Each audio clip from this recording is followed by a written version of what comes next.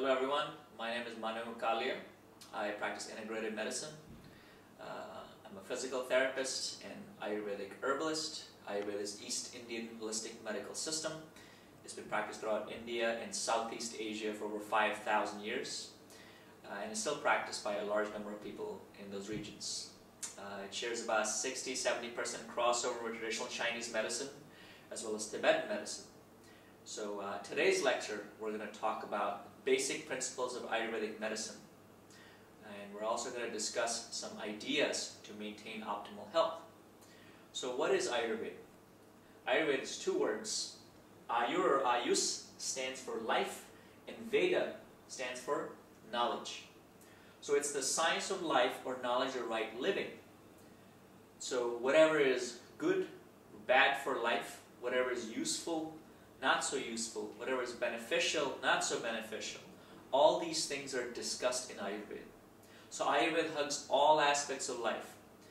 It is the physical, spiritual, emotional, psychological components. All components of life are discussed in Ayurveda. So today we're going to go over the basic principles, and we'll discuss some general ideas for maintaining optimal health.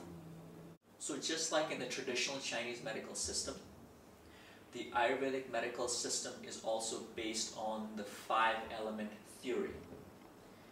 And the 5 great elements, or Panchamahabhutas, being space, air, fire, water, and earth. So according to Ayurveda, everything in the universe is comprised of these great elements. And it's not just the physical substance of these elements, it's also the qualities embodied in these elements. So for example, fire will have the quality of heat, of illumination. Water will have the quality of fluidity. Earth will have the quality of cohesion, groundedness, stability. So these elements will combine in limitless ways to create sentient life. And according to the Ayurvedic paradigm, these elements will also combine to form biological factors or bioenergetic principles. And there are 3 of these principles, and they are called Doshas: Vata, Pitta, and Kapha.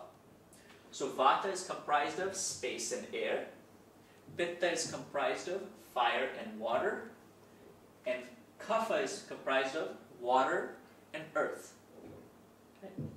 These doshas, or biological factors or bioenergetic principles, will regulate all life. So Vata is the principle of movement. So whether it's voluntary movement or involuntary movement, it's all regulated or controlled by Vata. So whether it's the movement of thought in my brain, whether it is neural impulses traveling in my body, whether it's peristalsis taking place in my GI tract, whether it is the wind blowing the leaves outside, whether it's my physical movement of my body, it's all controlled by Vata, the principle of movement. Vata is also the principle of degeneration. It is the catabolic principle also. Second, Pitta. Pitta is the metabolic principle. It is the energy of transformation. So anything entering the body, whether it is I'm eating a sweet mango, or whether it is looking at the beautiful moon, has to be processed or digested. So Pitta is the energy of transformation. It digests or processes everything coming into my system. So whether it is the digestive enzymes in my GI tract, whether it is the rice cooking on the pot, or photosynthesis taking place on the leaves outside, or neurotransmitters in my brain, all transformative processes that are taking place are regulated by the principle of Pitta. Pitta gives us, regulates body temperature, gives vision, it regulates digestive processes. It regulates comprehension, understanding. So Pitta is the metabolic principle. It is the operator. Kapha is the anabolic principle. It is the principle of growth. It is the principle of cohesion. It gives structure. It is the building principle. It also gives us immunity. So when you look at all of these principles, you have the generator, you have the operator, and you have the destroyer. Right? You have the anabolic, metabolic, catabolic principle. So these principles, Vata, Pitta, and Kapha, will regulate all life. Okay?